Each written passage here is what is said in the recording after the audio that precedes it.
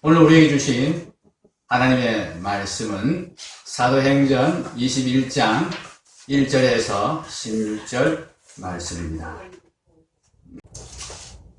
바울은 에베소에서 장로들을 만나 권면을 한 다음에 오순절까지 예루살렘에 도착하기 위해서 길을 재촉했습니다. 그래서 배를 타고 이제 쭉 이동을 합니다. 이 이동 장면을 지도를 통해서 한번 보도록 하겠습니다.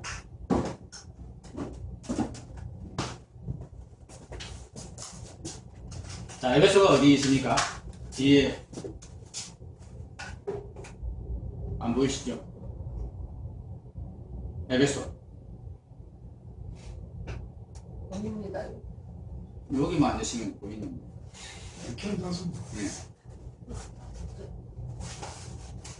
에베소는 여기입니다. 여기. 여기가 에베소고 여기가 에베소요. 에베소. 네.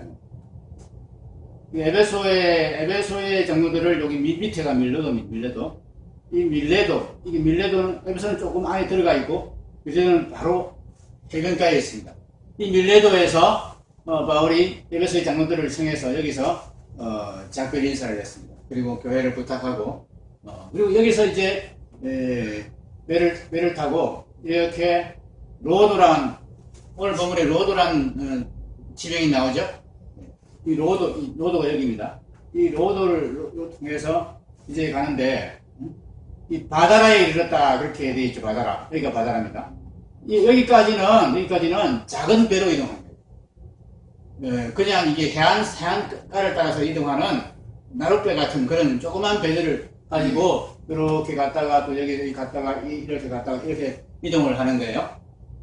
그러다가 여기에 바다라에 이르렀을 때 어떻게 하면 여기서 쭉 가죠, 그죠? 이 긴 바다, 며칠 걸려서 가야 되는 이 긴 바다는 작은 배로 갈 수 없습니다. 바다가 중간에 어떤 일을 만날지 알 수 없기 때문에 큰 풍랑일 수도 있고, 그래서 여기 큰 배로 가야 됩니다. 이 큰 배는 자주 없습니다. 그래서 여기서 큰 배가 이리로 가는, 이리 가이사랴 쪽으로 가는 큰 배가 이기까지 기다려야 됩니다. 그래서 지금 상황이 여기서 이제 배가 있는지 없는지 구하면서 찾아다니는 겁니다. 그러다가 이 배를 만나서 이제 이 배를 타고 가는 것이 오늘 본문에 나와 있는 내용입니다. 그 2절에 베니게로 건너가는 배를 만나서 타고 가다가 그렇게 되어 있습니다. 여러분, 베니게가 어딘지 아십니까? 베니게는 여기 지명이 나타나 있지 않은데 이 두로와 시돈 두로 있죠. 시돈 두로. 이 지역을 베니게 지역이라. 우리가 지리 공부할 때는 어디냐면 페니키아. 들어봤어? 페니키아. 안 들어봤어? 생전 처음 듣는 이야기야. 페니키아를 베니게 그렇게 이제 음력해서 표현합니다.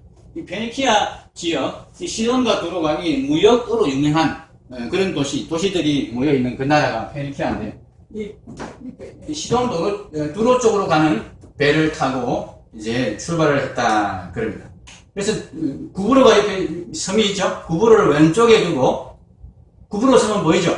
밑에. 네. 그 구브로 섬을 왼편에 두고 수리아로 항해했다. 수리아가 어디입니까? 수리아 여기. 이게 시리아라고 적혀있는 여기 수리아입니다. 이 수리아 이쪽까지가 수리아인데 이 수리아 지역으로 항해를 해서 갔습니다. 그래서 이제 어디에 도착했습니까? 두로에 도착했습니다. 두로는 아주 큰 항구입니다. 무역하는 큰 무역 도시이기 때문에 여기에서는 이제 사람들도 많이 내리고 또 많이 사람들이 또 타고 짐도 많이 내리고 많은 짐을 또 싣기도 하고 그렇게 됩니다. 그래서 오래 머물렀습니다. 4절에 보면은 제자들을 찾아 거기서 이래를 머물더니 그렇게 되어 있죠. 바울이 지금 오순절까지 예루살렘에 맞추어서 가려고 길을 재촉하는 그런 상황입니다. 그래서 에베소를 들르지도 않고 밀레도까지 오게 해서 장로들을 잠깐 만나고 그렇게 길을 재촉해서 떠났지 않았습니까? 그런데 여기서 왜 이래를 머무르느냐? 이거는 어쩔 수 없이 배 일정이 그랬기 때문에, 배가 거기서 정박해서 이래를 머물러 있기 때문에 할 수 없이 그곳에서 배에 따라서 그냥 같이 머물 수밖에 없는 그런 상황이죠. 그런데 그 일해 동안에 바울이 뭘 하느냐 하면은 그냥 휴식하고 놀고 있지 않습니다.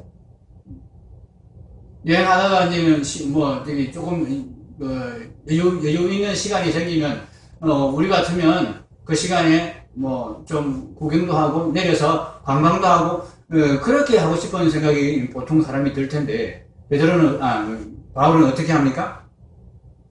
거기 이제 베니게에서 두로를 말하는 겁니다. 두로에서 제자들을 찾아서 이래를 머물렀다. 그렇게 이야기합니다. 예전에 바울이 이곳을 지나간 적이 있습니다. 지나갈 때 그냥 지나가지 않고 막 전도를 하고 해서 거기서 복음을 받은 제자들이 생긴 겁니다. 그 제자들 생각이 나서 찾은 겁니다. 수소문해서 제자들을 찾아서 모이게 해서 그 제자들의 믿음을 점검하고 그들에게 더 분명한 복음을 다시 확인시키고 하는 그런 일을 바울이 이래 동안 했다 하는 얘기입니다. 그 가운데서 그 제자들이 성령의 감동으로 성령께서 그들에게 알려주신 것을 듣고는 이 제자들이 바울이 예루살렘에서 결박을 당하고 고난을 당할 것을 이제 이 제자들이 알게 된 것입니다. 그걸 알고는 바울에게 예루살렘에 가지 마세요. 성령께서 내게 보여주셨는데 우리에게 알려주셨는데 예루살렘에 가시면 결박을 당하고 고난을 당한다고 분명히 그렇게 했습니다.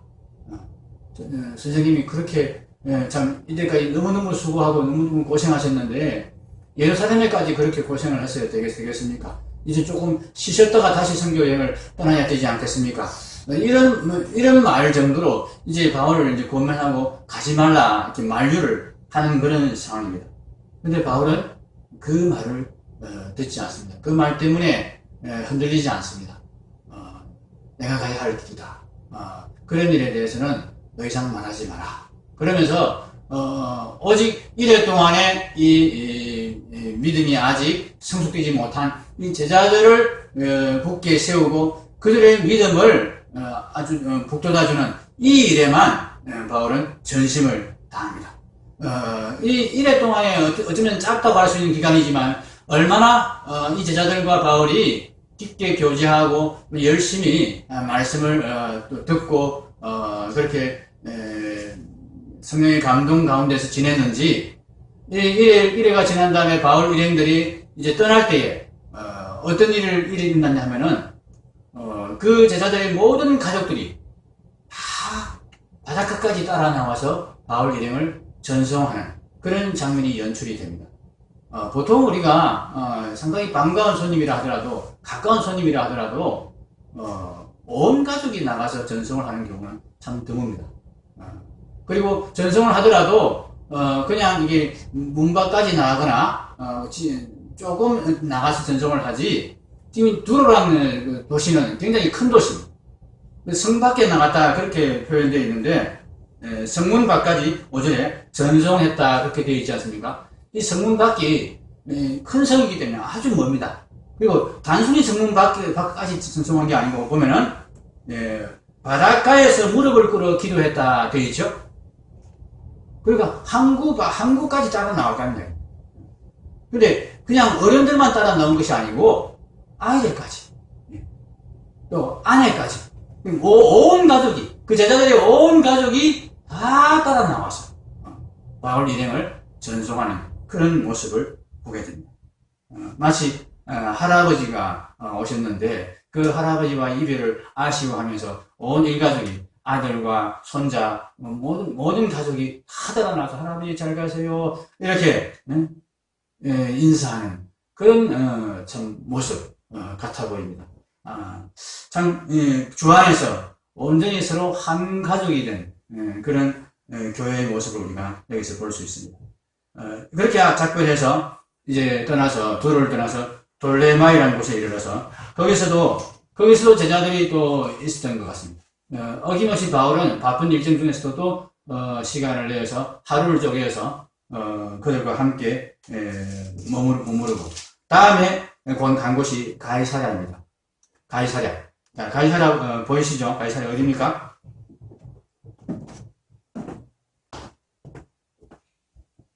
여기가 가이사랴입니다. 도로에서 조금 밑으로 내려간 곳이 가이사랴입니다. 여기서는 이제 육로로 갈 수 있는 곳이죠. 육로로 이제 갔다는 얘기입니다. 가이사랴.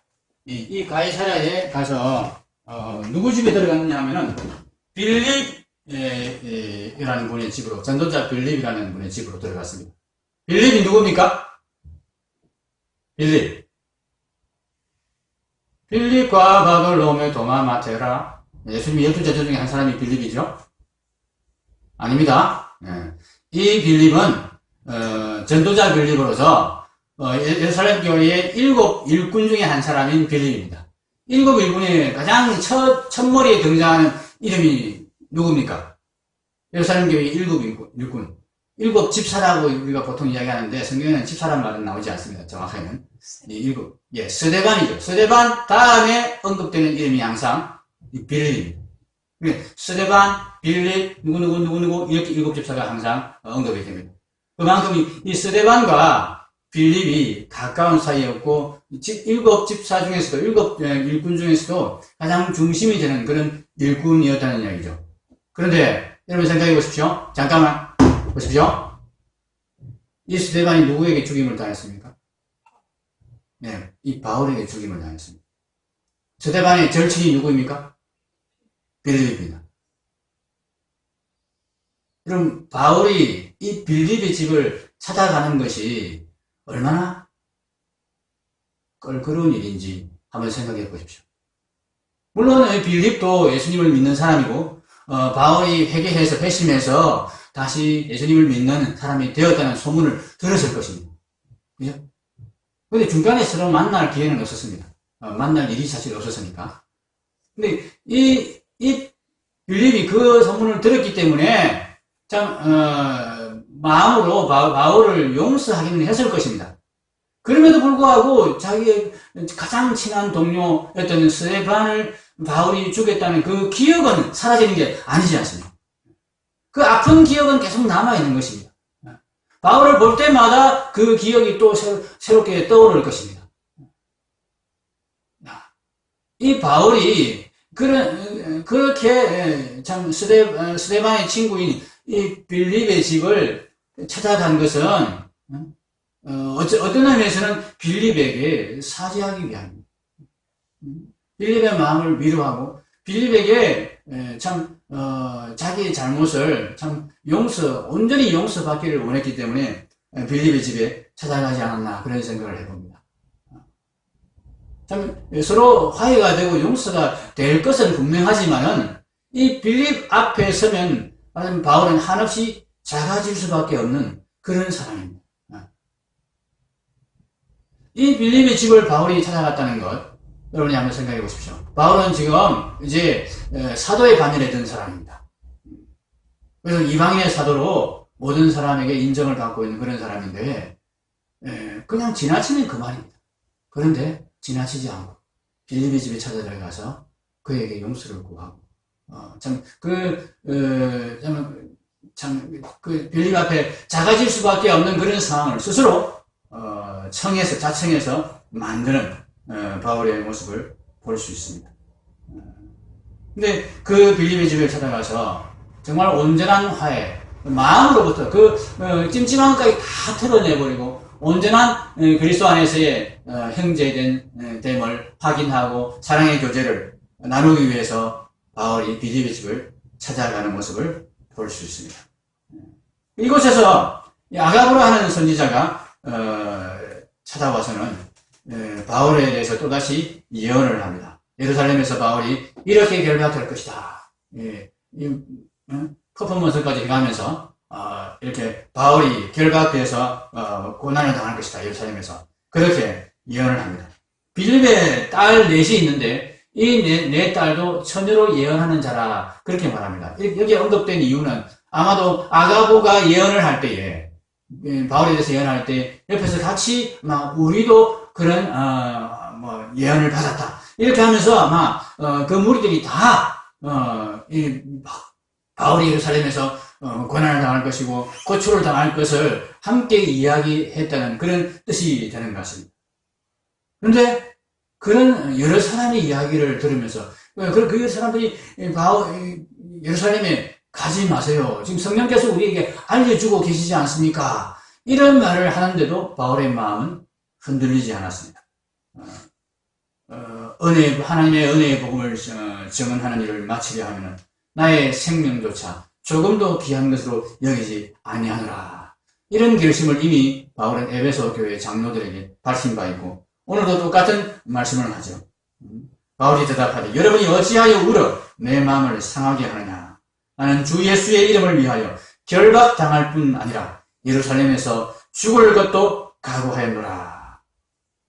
이 바울의 결심이 너무나 굳다는 것을 보고는 이제 더 이상 아무도 예루살렘에 가지 마라 소리를 하지 않습니다.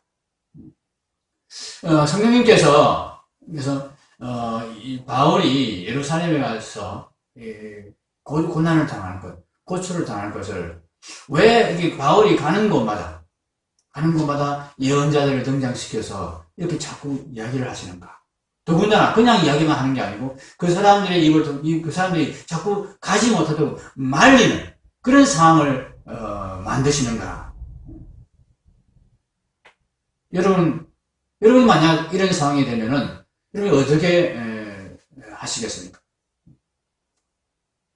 성령님께서 계속 말린다 그런 느낌을 받을 때 실제로 성령님께서 말리지는 않았습니다. 단지 보여주셨을 뿐입니다. 그런데 바울을 아끼고 바울을 사랑하는 제자들과 형제들이 바울이 가서 이렇게 고난을 당하는 그 모습을 환상이나 하나님 말씀으로 성령의 말씀으로 보고는 말리고 싶은 겁니다.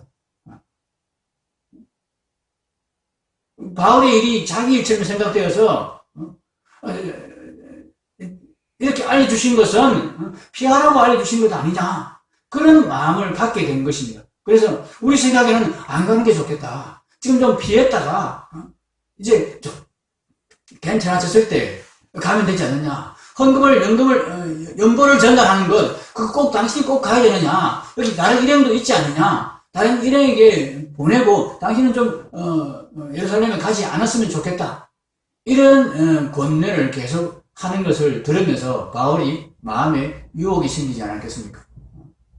굳이 내가 안 가도 되지. 그렇지. 예루살렘에 꼭 가야 될 이유가 없지. 그런데 바울은 조금도 흔들리지 않았습니다. 바울에게 있어서 고난이란 것, 핍박이란 것, 박해라는 것, 고초라는 것, 이것은 바울에게 있어서 그의 결정을 이렇게 움직이게 할 만한 요소가 아니었던 것입니다.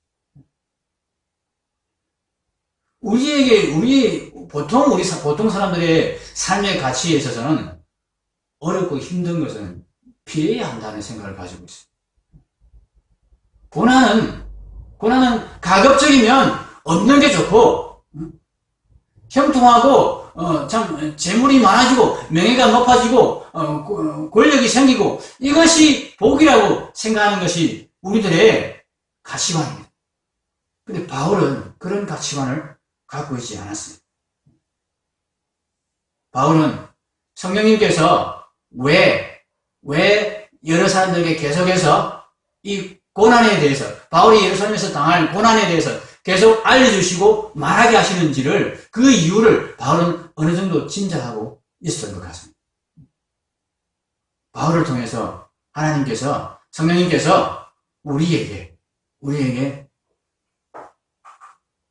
바울의 삶에 있어서 바울의 삶에서 가장 가치 있는 일이 무엇인지, 바울이 어떤 삶의 태도로 살고 있는지, 복음의 증인이 어떻게 살아가는지를 우리에게 보여주고 싶었던 것입니다. 보통 사람들은 딱 이 고통이 있고 고난이 있으면 그것이 안 좋은 일이고, 그것이 해로운 일이고, 그것은 피해야 되는 일이고, 그렇게 생각을 합니다. 근데 바울은 그러지 않았습니다. 하나님께서 내게 주신 고통이고 하나님께서 내게 허락하신 고통이 고난이면 그것은 내게 우리에게 유익한 것이다.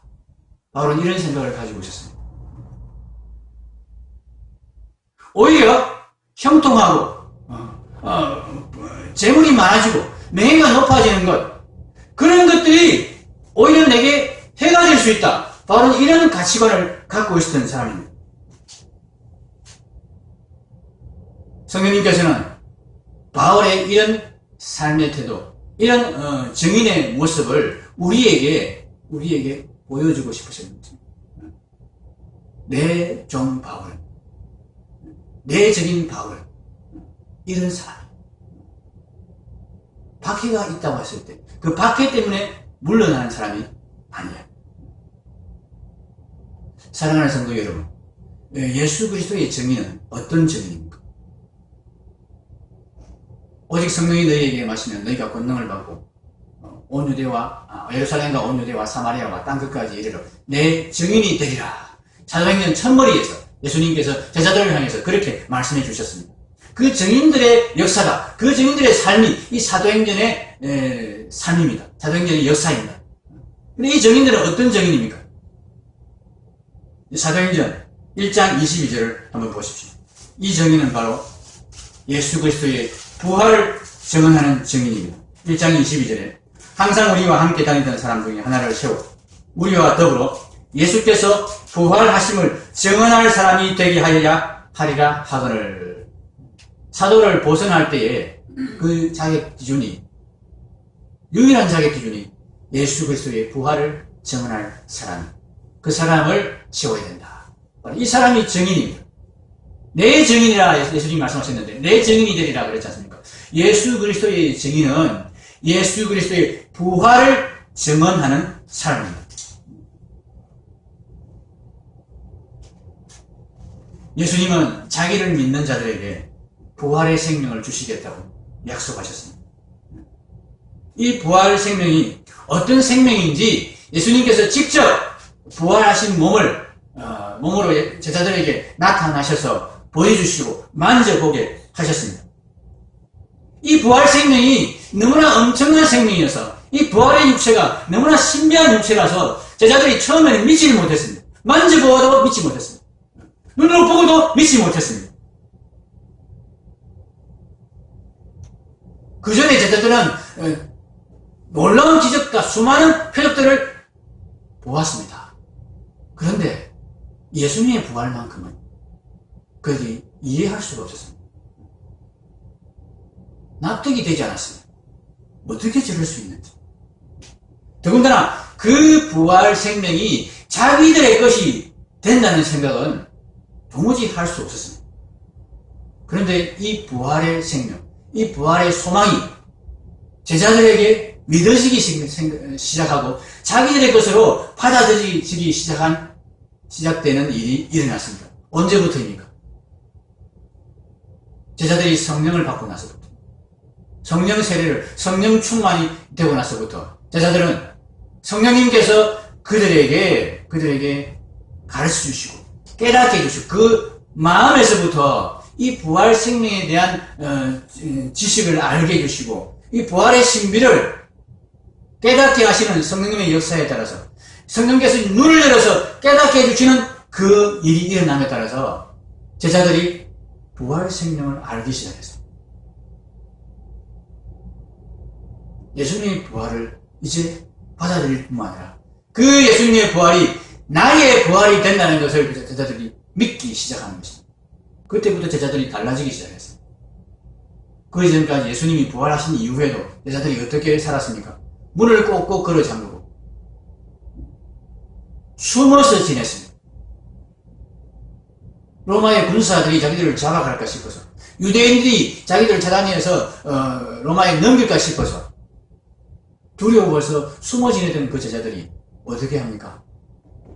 뛰쳐나와 자기를 잡아가려면 잡아가라고 그러면서 대낮에 사람들이 엄청나게 많이 모인 곳을 찾아가서 거기서 예수님께서 부활하셨다고, 당신들이 죽인 그 예수님이 바로 그리스도라고, 메시아라고, 왕이시라고, 그 예수님이 부활하셨고 우리는 그 증인이라고 그렇게 외치기 시작합니다. 여러분, 바울에게도 이 일이 똑같이 일어났습니다. 바울이 다메섹 도상에서 예수님을 만났습니다. 부활하신 예수님을 보았습니다. 그리고는 예수님의 지시에 따라서 아나니아를 만나서 성령 충만을 바울이 받게 됩니다. 그런 다음에 바울이 무엇을 하느냐 하면 아라비아 사막으로 건너갑니다. 거기서 자기가 예전에 너무나 잘 알고 있다고 여기던 그 구약 성경을 다시 묵상하기 시작합니다. 성령께서 깨우쳐 주시는 그 깨우침을 받으면서 성경을 다시 보기 시작합니다. 자기의 모든 경험을, 신앙 경험을 다시 되돌아보기 시작합니다. 거기서 예수님의 부활 생명을 바울이 분명히 믿게 된 것입니다. 예수께서 부활하셨음을 분명히 믿고, 예수께서 부활하신 이유가 바로 자신에게, 우리들에게 이 부활 생명을 누리게 해주시기 위함인 줄을 바울이 확실하게 믿게 된 것입니다. 바울도 똑같이 부활 증인의 믿음에 이르게 된 것입니다. 우리가 예수님을 전하는 것은 궁극적으로 우리의 믿음을 전하는 것입니다. 예수님에 대해서 전하지만은 내가 예수님을 믿는다. 내가 믿는 예수를 전하는 것이 내가 믿지 못하는 예수를 우리가 전할 수 없는 것입니다. 이 부활의 증인들이 예수님의 부활을 전했지만은 그들이 예수님의 부활을 믿지 못했다면은 그들이 전하는 것은 허공에 소리치는 것과 다를 바 없었을 것입니다. 그런데 예수님의 제자들과 이 바울은 예수님의 부활에 대해서 분명히 믿었습니다. 그 믿음이 생겼기 때문에 이들이 증인이 된 것입니다. 성령께서 왜 계속해서 이 예루살렘으로 가는 바울에게 예루살렘에서 결박이 기다리고 있다, 고난이 기다리고 있다, 이것을 계속 왜 알려주십니까? 계속 왜 말하게 하십니까? 많은 사람들이 듣는 가운데서, 많은 사람들의 입을 통해서 왜 그것을 자꾸 이야기하시는가? 홍보를 할 수 있겠습니다. 바울이 이미 알고 있습니다. 바울에게 이미 먼저 말씀하셨습니다. 예루살렘에서 결박과 환란이 기다리고 있다는 것을. 그런데 이걸 바울의 입으로는 말하지 않는데 성령께서 자꾸 여러 사람의 입을 통해서 막 소문을 퍼뜨리는 거예요. 바울이 예루살렘 가면은 잡힌다더라, 결박을 당한다더라, 오게 갇힌다더라, 고충을 당한다더라. 자, 그 상황에서 바울이 어떤 선택을 하는지를 성령님께서는 사람들에게 보여주고 싶어 하는 것입니다.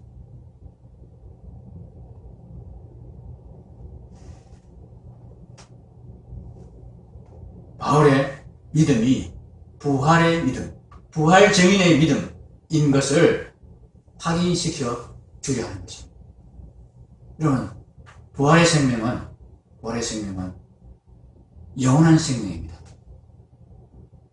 이 영원한 생명, 이 기이한 생명, 해침을 받지 아니하고 어떤 상황에서도 두려워할 필요가 없는, 다시 죽지 않는 이 영원한 생명, 죽어도 다시 사는 생명, 이 부활 생명을 바울은 확실히 믿었습니다. 여러분이 만약에 이 생명을 가지고 있다면 여러분은 이 세상에서 무엇을 두려워하겠습니까? 제가 우리 이곳순 집사님하고 성경 공부를 하면서 제가 이런 이야기를 했습니다. 예수님의 그 부활의 육체, 부활의 생명을 만약에 내가 가지고 있다면, 여러분, 내가 이 세상에서 가장 강한 사람이다 하는 것입니다. 여러분, 이 세상, 모든 세상과 모든 세상의 인류와 부활의 생명, 영원한 생명을 가진 한 사람과 만약에 대결을 벌인다, 싸움을 한다, 누가 이기겠습니까? 네? 네. 핵탄을 갖다가 거부도 상관이 없습니다. 이 부활 생명을 가진 자를 죽일 수 없습니다. 굶기도 안 됩니다. 불에 태워도 안 됩니다. 어떤 세균을 들어부어도 이 사람을 죽일 수 없습니다. 그리고 이 사람의 생명은 영원합니다. 이런 생명을 하나님께서 바울에게, 우리에게 약속하셨습니다. 이런 생명 가진 자가 여러분, 이 세상에서 조금 잘 먹고 잘 살고, 혹은 조금 못 먹고 못 사는 것, 그런 것에 신경을 쓰겠습니까? 이 생명이 내게 약속이 되었다.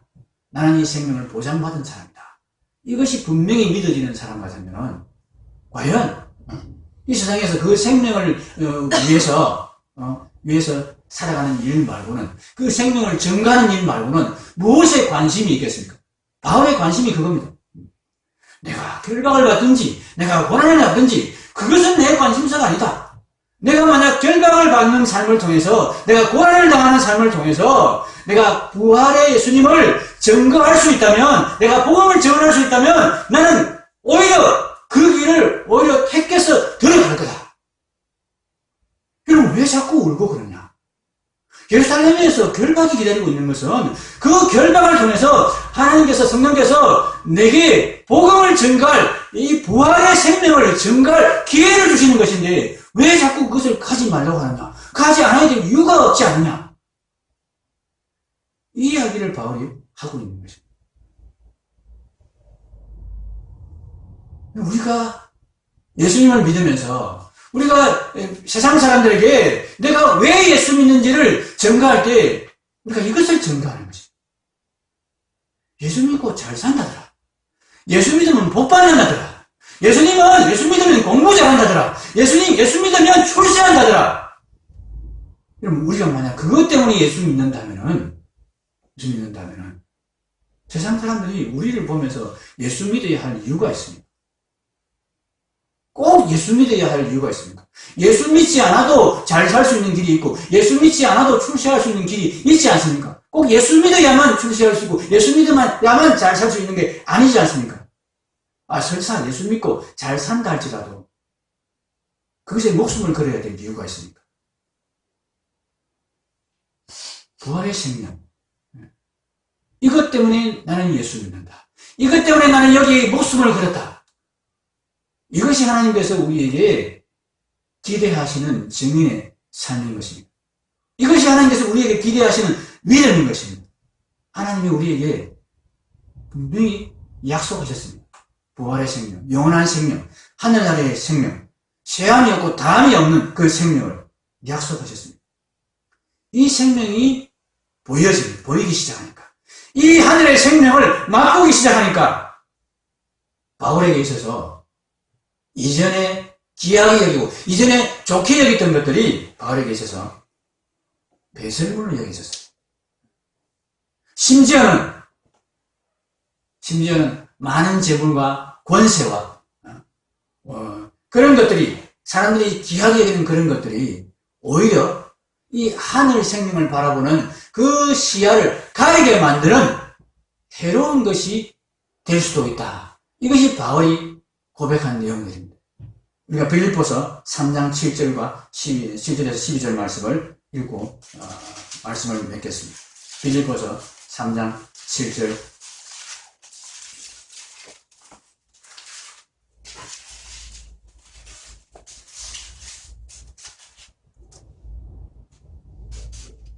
빌립보서 3장 7절에서 12절까지를 같이 읽겠습니다. 빌립보서 3장 신약성경 321페이지입니다.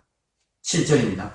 그러나 무엇이든지 내게 유익하던 것을 내가 그리스도를 위하여 다 해로 여길 뿐더러 또한 모든 것을 해로 여김은 내 주 그리스도 예수를 아는 지식이 가장 고상하기 때문이라. 내가 그를 위하여 모든 것을 잃어버리고 배설물로 여김은 그리스도를 얻고 그 안에서 발견되려 함이니 내가 가진 의는 율법에서 나는 것이 아니요 오직 그리스도를 믿음으로 말미암은 것이니 곧 믿음으로 하나님께로부터 난 의라. 내가 그리스도와 그 부활의 권능과 그 고난의 참여함을 알고자 하여 그의 죽으심을 본받아 어떻게 해서든지 죽은 자 가운데서 부활에 이르려 하노니 내가 이미 얻었다 함도 아니요 온전히 이루었다 함도 아니라 오직 내가 그리스도 예수께 잡힌 바 된 그것을 잡으려고 달려가노라. 바울이 이 부활을 잡으려고, 이 부활의 생명을 확실히 자기 것으로 만드는 이 경주를 바울은 일평생 달려가고 이 경주를 자기가 아는, 자기가 사랑하는 모든 사람에게 같이 가자고 권하는 그런 삶을 살았습니다. 그가 예전에 귀하게 여겼던, 바울은 참 권세도 있었고 명예도 있었던 사람입니다. 부도 가지고 못했던 사람입니다. 그러나 그 모든 것이 이 부활의 생명 앞에서는 아무것도 아니라는 것을 바울은 알게 된 것입니다. 심지어는 그것이 해로 여겨졌다. 배설물같이 여겨졌다. 그런 것들에 눈이 팔려가지고 내가 이 부활의 생명을 놓칠 뻔했다. 그래서 나는 그것을 배설물로 여기고 해로 여겼다. 이렇게 말할 정도로 바울은 이 부활의 생명만을 붙들고 살았고 그것을 증거하는 일에 자기의 일평생을 목숨을 다했던 사람입니다. 이 바울의 모습을 성령님께서 우리에게 보여주시고 계시는 것입니다. 오늘 말씀을 통해서 자랑하고 계시는 것입니다. 내 종 바울을 봐라. 결박이 기다리고 있다는데 모두가 다 말 많은데 내가 왜 그것을 피해야 돼? 하나님께서 내게 부활의 생명을 증거하러 주시는 이 결박과 고난과 이 환난을 내가 왜 피해야 돼? 우리가 잘 사는 것으로 이 부활의 생명을 증거할 수 없습니다. 사람들이 우리가 잘 사는 모습을 보고는 우리에게 부활의 생명이 있는지를 알 수가 없습니다. 저 사람이 잘 살게 되어서 그것 때문에 예수를 믿는 건지 하나님께서 부활의 생명을 약속했기 때문에 그것을 믿기 때문에 지금 열심히 교회를 다니고 열심히 참 봉사를 하고 열심히 이렇게 하나님의 계명을 지키는 그런 삶을 사는지 구분할 수가 없습니다. 그런데 고난 가운데서도 박해 가운데서도 죽음 가운데서도 끝까지 이 믿음을 놓지 않고 그런 고난 가운데서 여전히 기뻐하고 감사하며 그렇게 하나님을 섬기는 삶을 사는 것을 보고는 뭐라 하겠습니까? 저 사람이 지금 기뻐하고 감사하고 저렇게 하나님을 열심히 섬기는 이유는 한 가지밖에 있을 수가 없어요. 다른 거는 다 잃어버렸는데 사람들이 원하는, 사람들이 귀하게 여기는 것들이 하나도 없는데 도대체 무엇 때문에 저 사람이 저렇게 기뻐하고 고난을 당하는 삶을 기꺼이 감수하면서 살까? 저 사람이 이야기하는 저 사람이 증거하는 부활의 생명을 분명히 믿고 있구나. 부활의 생명이 분명히 있는 것 같구나. 이 증거를 우리가 할 수 있어야 됩니다. 이 증거를 바울과 12제자와 이 초대교회의 성도들이 우리에게 남겨주었습니다. 그래서 우리가 그들을 보면서 과연 하나님이 우리에게 부활의 생명을 주셨고 이 부활의 생명이 진짜 있구나 하는 것을 우리가 믿게 되는 것입니다. 그리고 우리가 이것을 또 붙들고 우리가 이 부활을 증거할 수 있는 자로 온전한 믿음의 사람으로 설 때까지 우리가 이 길을 달려가는 것입니다. 함께 이 길을 달려가시는 저와 여러분 되시기를 주님의 이름으로 축복합니다. 기도하겠습니다.